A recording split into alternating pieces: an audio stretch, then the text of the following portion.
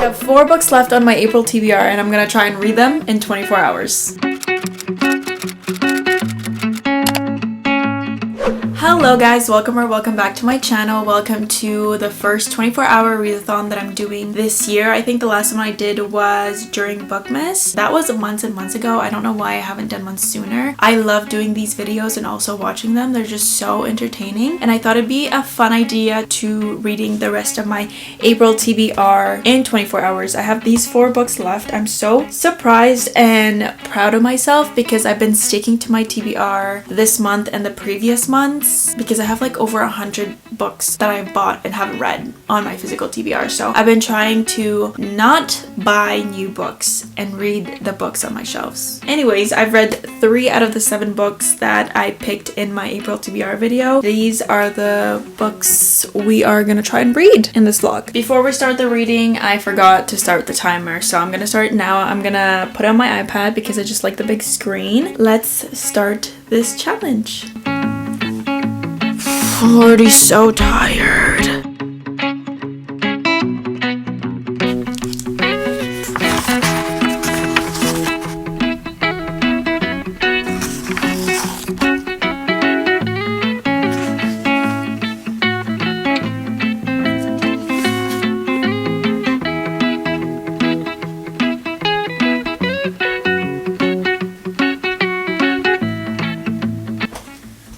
I don't know what that was. I feel like I'm in my delusional phase in this challenge, and I've only been reading for 2-ish hours. I think I'm gonna keep the timer going when I'm talking because it's just gonna take forever if I keep pausing it. I will pause it if I'm gonna go do something for more than 30 minutes. Anyways, I got this far into the book, page 119, chapter 11, and oh my god, this book already made me cry in the first 50 pages. I feel like this book is gonna make me cry more than her other books, just because I feel like I relate to this story more than the others, specifically our female main character. If you don't know what this book is about, it follows a nursing student named Frankie. She's actually now a new grad, and she decides to join the army and get sent to Vietnam to be a nurse there. And at first she was like, you know, I'm doing this to make a difference in the world and, you know, continue the legacy of her family, because the men in her family in the past have served in the army, and now her brother is over there in Vietnam in the Navy. So she decides to go. When she first gets there, like, she gets a full reality check. It is humid, it's dirty, it's stinky, and she sees so many people living in this condition where she will now live too. When she first gets there, she is overwhelmed, to say the least. She gets shoved to the next person, the next place. No one will answer her question. And when she gets to the hospital, she's just thrown into practice. And mind you, this is a hospital in the middle of a war zone, so people are coming in left and right, all injured, many dying, and she's just overwhelmed. She was like, what was I thinking? Why did I do this? I don't belong here. Like, I don't know what to do. She is from a affluent family. They live comfortably, not like this, and she has total imposter syndrome. She's like, this was a mistake. I shouldn't have gone here. I don't know what I'm doing. And at one point, someone's like, can you start an IV? And she's like, in theory, yes. And I'm like, same girl, same. I didn't have much practice with IV starts. I probably started like 5 in my preceptorship, and now I'm like, I don't know how to do these things. But she gets lots of practice. She meets all these other nurses and they become friends. They take her under her wing and she meets a lot of people, and there's a little bit of a romance in here, and I'm loving it, but it's kind of wrong. Anyways, yeah, this story is hitting me pretty hard right now, just because Frankie is a new grad and I'm also a new grad, and I feel all the things she's feeling right now, but like not as intense as her because she's in a war zone. Like, she's nursing over there. I'm here just in plain old med surg, but I feel like I'm drowning and overwhelmed just like her in the story.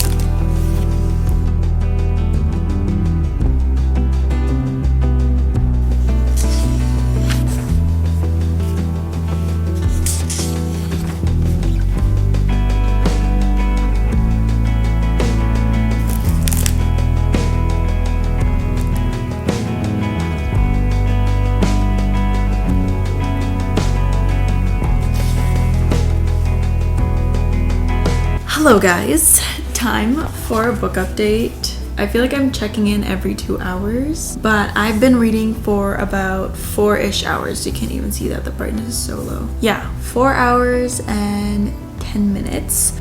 Is it?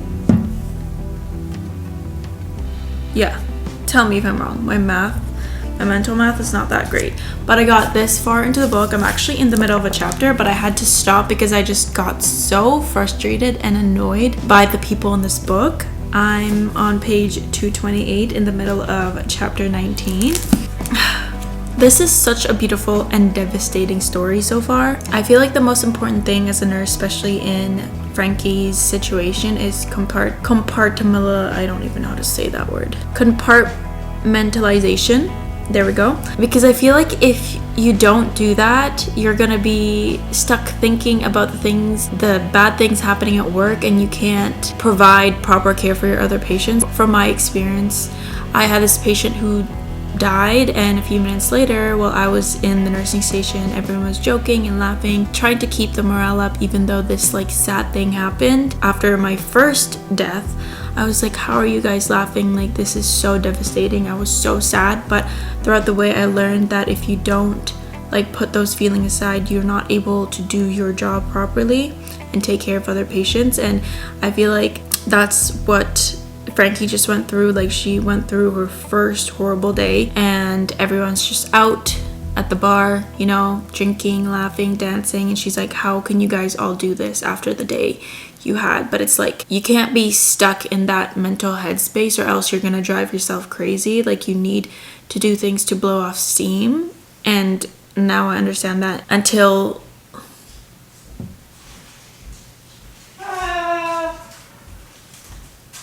what the frick? I got that. That you were talking to Austin.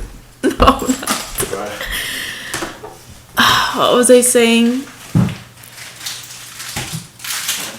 I feel like I have so much to talk about. This is something I'm passionate about. I'm passionate about nursing. Probably not as much as her.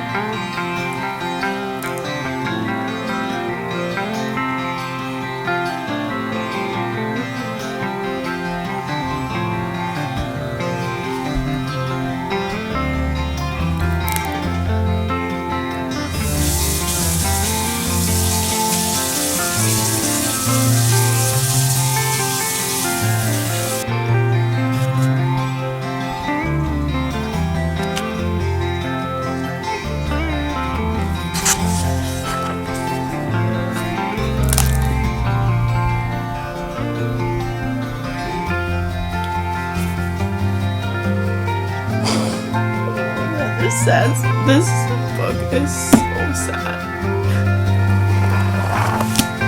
Good morning. I did sleep last night like I told you guys, and I woke up this morning at 8, read a little bit, and then I fell back asleep. It's now 10 in the morning, and I have about 13 hours and 40 minutes left. Ugh, that's still quite a lot. But as you saw last night, I did end up finishing The Woman by Christine Hanna, and it took me about 8.5 hours. I'm actually surprised. I thought it would take me longer, but I was just so invested and engulfed in this book. It was beautiful and devastating at the same time. I'm gonna save my reviews of the books that I read in this video at the very end video. I know it's annoying, but I just want to get into the other books, and now I need something that's gonna make me feel warm and cozy in the inside, something whimsical and lyrical, fairy tale-esque. And as you saw from last night, I did end up starting Once Upon a Broken Heart by Stephanie Garber. This is one of my most anticipated reads this year, and I'm so excited. I got this much into the book already. Page 128, chapter 17, and it's going by so fast. This book follows Evangeline. She is heartbroken because the love of her life, Luke, is marrying someone else, her stepsister, and she makes a deal with the Prince of Hearts, Jax, to stop the wedding. It's known that a kiss from him will kill you unless you're his one true love that will make his heart beat again. The deal that she made with him are 3 kisses, but not with him because she's gonna die. So she has to kiss 3 people, whoever he wants.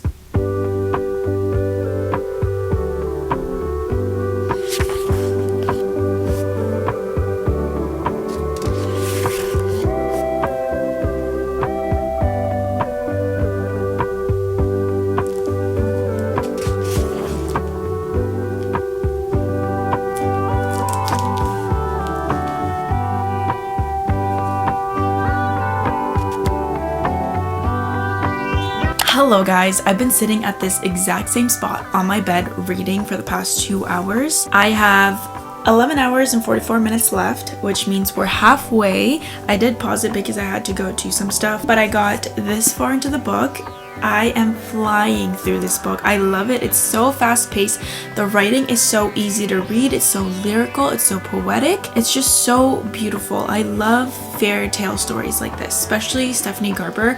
I loved the Caraval series by her, and this I'm loving even more. I got to page 278, chapter 39, and this book is so refreshing. The font is so big compared to The Women because the font in that one was really small. I think I can finish this in the next hour or hour and a half. This story has taken a crazy turn. Evangeline Fox, our female main character, found out that this deal that she made with Jax is a lot more than what she expected. Jax, the Prince of Hearts, did hold up his end of the bargain and was true to his word and stopped the wedding of the love of her life. But now I feel like that's all like background noise. Like they're not really worrying about that right now because there's a bigger thing that happened, and it's a lot more than the 3 kisses she promised him, because now there's a murder and now they're trying to figure out who killed this person, because this person or the murderer is also after Evangeline.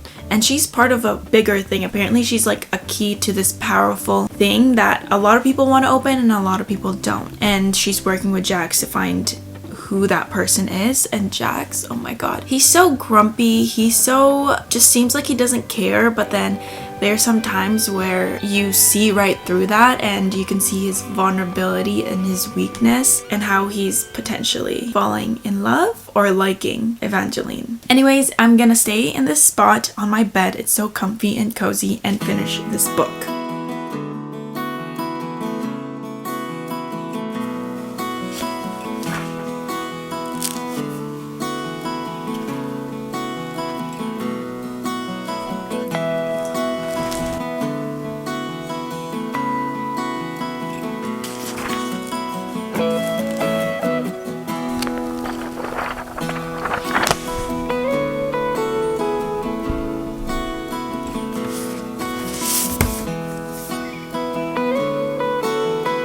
I have 9 hours and 10 minutes left.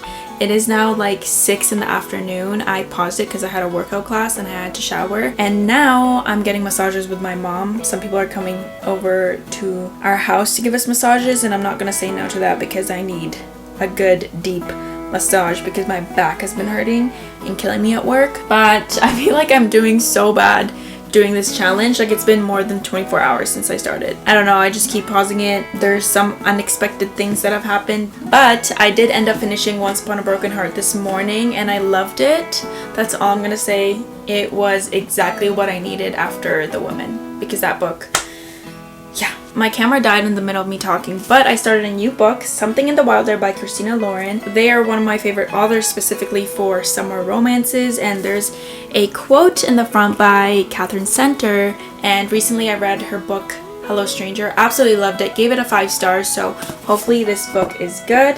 If you don't know what this book is about, it follows 2 characters named Lily and Leo. In the prologue, they're both in Wyoming, I believe. Yeah, they met in Wyoming and started dating. Lily grew up on a ranch with her family. They have this big ranch with lots of land space and they have lots of horses, and she's always imagined running this place because I think it's a Airbnb where people can stay and just stay there forever with Leo. But then one day Leo gets up, leaves, and doesn't say a word to her. And that was 10 years ago, and now we're in the present. And Lily is in Utah running this adventure company with her friend called Wilder Adventures, I think.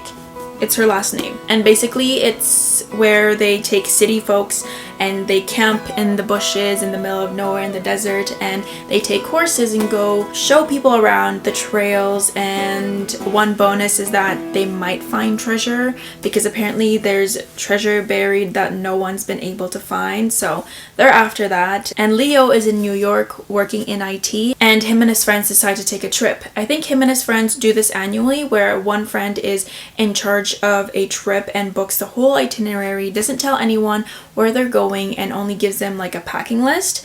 And guess where they go? They go to Utah, and specifically to the Wilder Adventures. So they see each other there, and I guess you know where this is going. It's a second chance romance, and I love second chance romance. So hopefully this is a good one.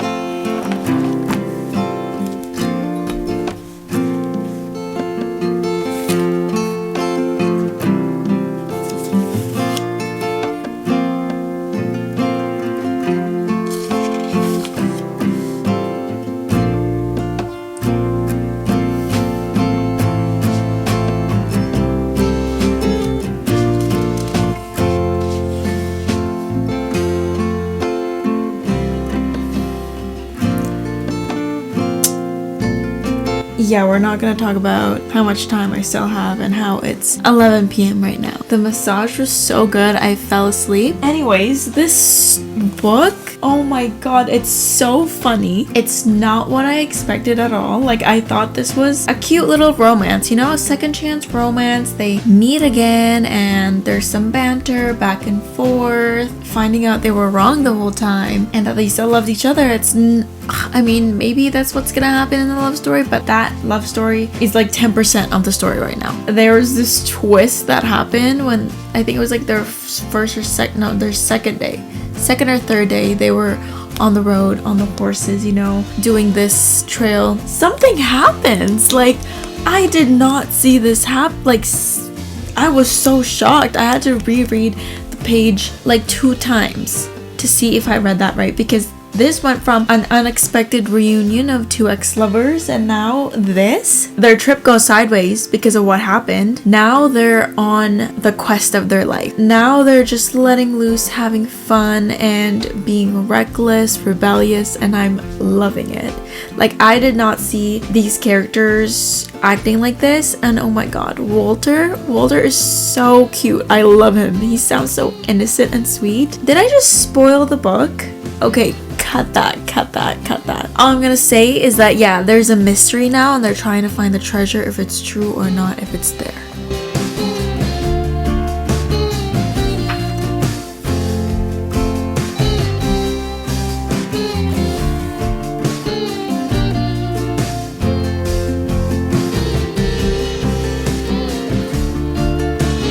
I have 2 hours and 6 minutes left. It's now day 3, and I feel like this challenge has gone longer than I expected it to be. You know, life just gets in the way. But I did finish Something Wilder last night around 2 a.m. and I decided to go to bed after that. I still had about 5.5 hours after I finished that book. That book went by so fast. I think I finished it about 5-ish hours. It was a really quick read. I really enjoyed it. But now I started our last book, which is The House in the Cerulean Sea, and this book is so good so far. I don't know why I waited so long to pick this up. This book reminds me of this author, but I used to read them when I was little. Shel Silverstein books, if you know those books. I used to read them when I was in elementary school, and it just gives the same vibe. It just gives me those same warm, cozy feeling. And in the past few days, it's been rainy and gloomy out. It's just the perfect reading situation for me, and I love it. If you don't know what this book is about, it follows our main character named Linus Baker. He is described as a by-the-book caseworker in the department in charge of magical youth. Essentially, he's a caseworker who visits like different orphanages and different places who have these children, and basically just seeing if they're safe and if they're getting the proper care and everything that they need to live a good life. And he's sent on this ultra high case top secret project where he has to travel to this magical island, basically investigate the kids living in this specific orphanage and the headmaster who's running it and the other people around him who's helping with the kids. And at first when he gets there, he's so surprised because these kids are labeled as dangerous and very different from the other magical kids. And yeah, I was shocked when I got there because there's this one kid named Lucy, short for Lucifer, and he knows all that. He knows that he's the son of the devil, and he says a lot of out-of-pocket things. I feel like he just says it for the shock value. He's a little kid. He's 6. All these kids, I think there's 6 of them in this orphanage. They're all unique and interesting in their own ways, and they all just, you know, coexist together so perfectly. It's like a little family, and I love it. They're so sweet, especially, what is this kid's name? Chauncey. He's the little bellhop, or he's wanting to be a bellhop, and he is basically the bellhop for the orphanage. All these kids are so innocent and genuine, and I feel like they've been just shunned from the world. They're stuck on this little island. They never leave because the people don't like them. Like, they just don't like any magical creatures. When he first gets there, they're also territorial of each other and their little home. The little kids threaten him. It's not like a real threat, you know, it's just like little kids innocently threatening you, but these kids take it on another level. They have such a dark sense of humor, and I love it. Like, where did these kids learn? Yeah, so far so good. I'm loving all these kids. I wish I can work there. Like, do you guys need an on-site nurse? Probably not, because the kids are all like magical. They can heal themselves.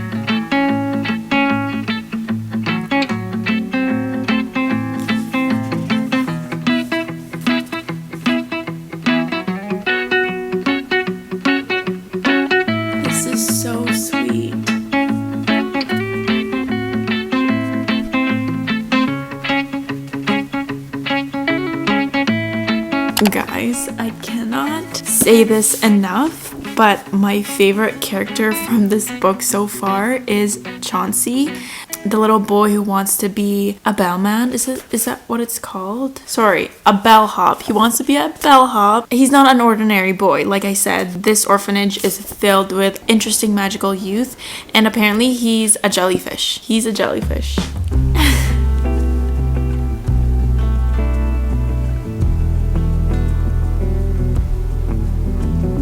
Hello guys, I'm finally done the 24 hours. It took so long, but I did end up finishing my April TBR, or the remaining books on my April TBR, and it was so good. I loved these books. Amazing. I have a few 5 stars here, so I'm gonna go through them one by one and try to make it quick and short because I don't want this to be like a 10-minute talking clip.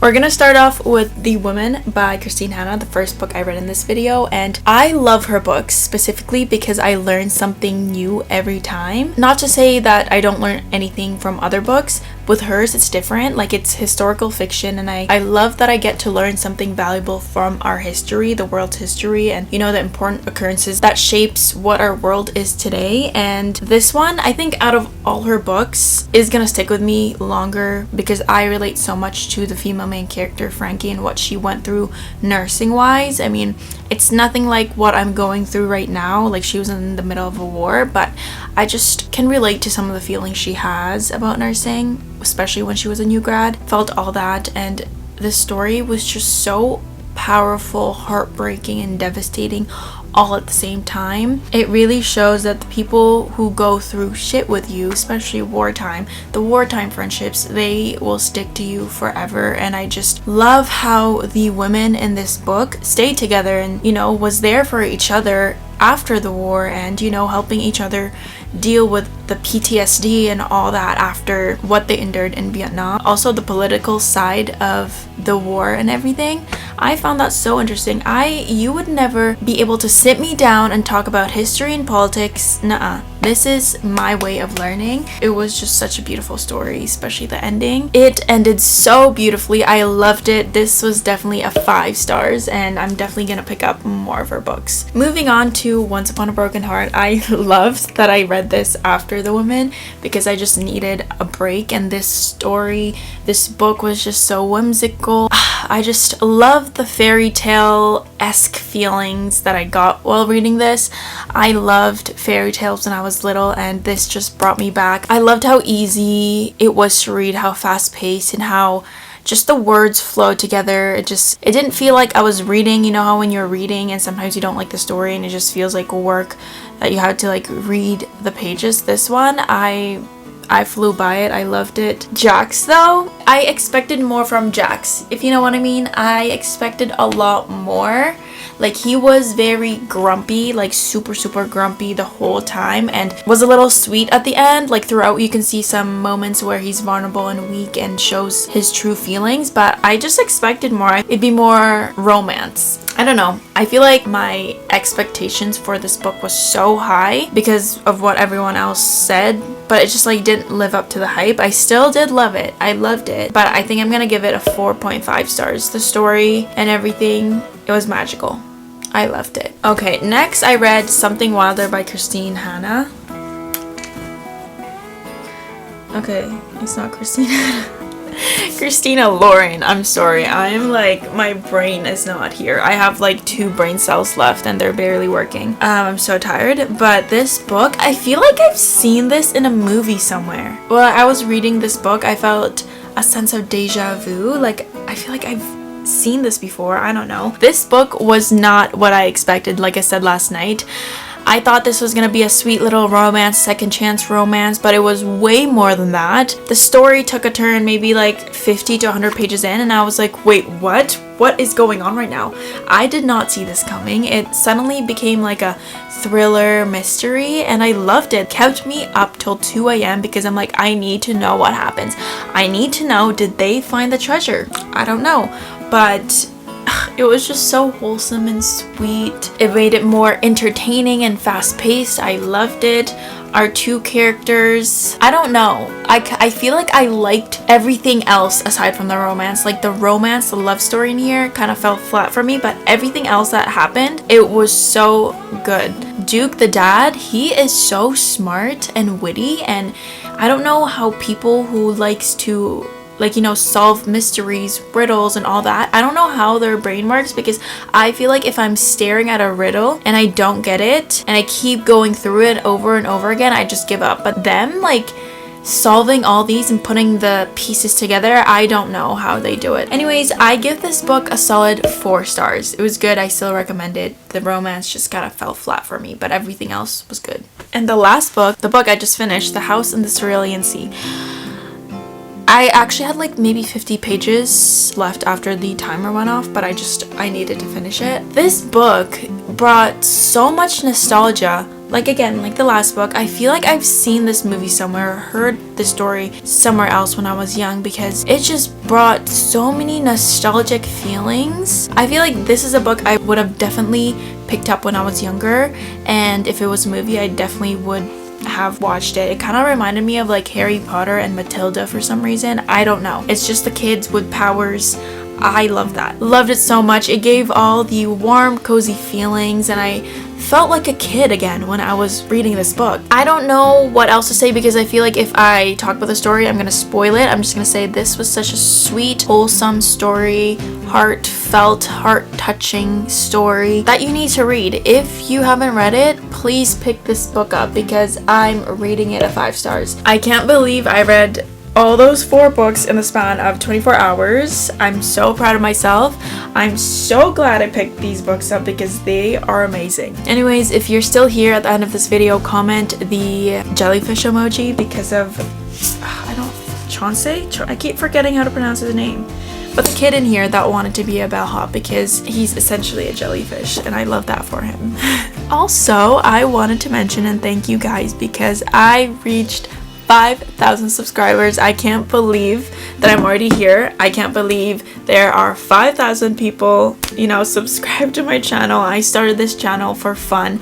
I just wanted like a hobby that will distract me and give me something to do when I have nothing to do instead of doom scrolling. Thank you so much for all the love and support that you guys have given me this past year that I've started this YouTube channel. I'm just thankful for all of you guys, and I love you guys so much. Thank you again for watching this video. Don't forget to like and subscribe down below if you haven't already, and I hope to see you in the next one.